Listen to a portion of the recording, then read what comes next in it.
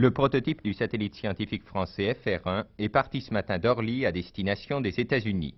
Le satellite doit en effet être lancé par une fusée Scout. Le prototype a été embarqué ce matin à bord d'un avion de la compagnie Air France pour traverser l'Atlantique et être essayé avec la fusée américaine.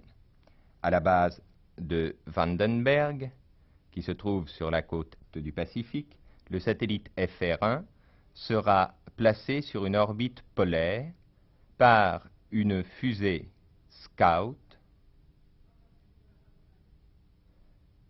exactement semblable à celle que nous voyons ici.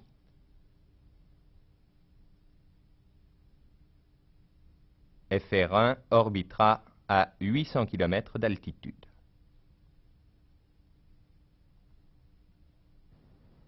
Mais le lancement du satellite FR1 ne représente qu'une partie du programme spatial français.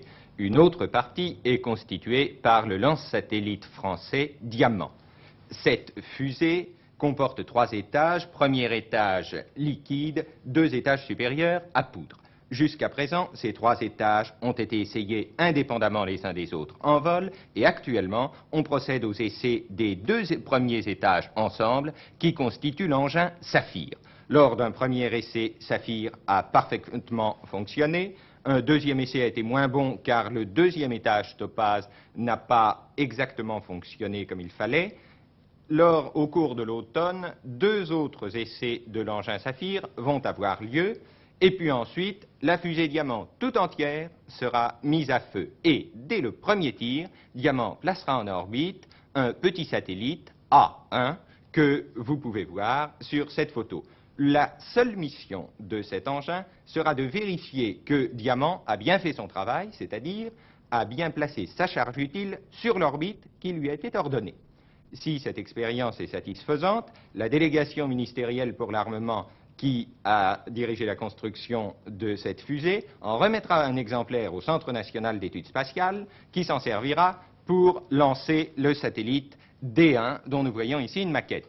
D1, c'est essentiellement un banc d'essai technique. Il servira aux techniciens français pour savoir si leur matériel de satellite est bon et fonctionne bien. Vous remarquerez que D1 a des cellules solaires qui transforment la lumière en électricité, alors qu'A1 n'en a pas.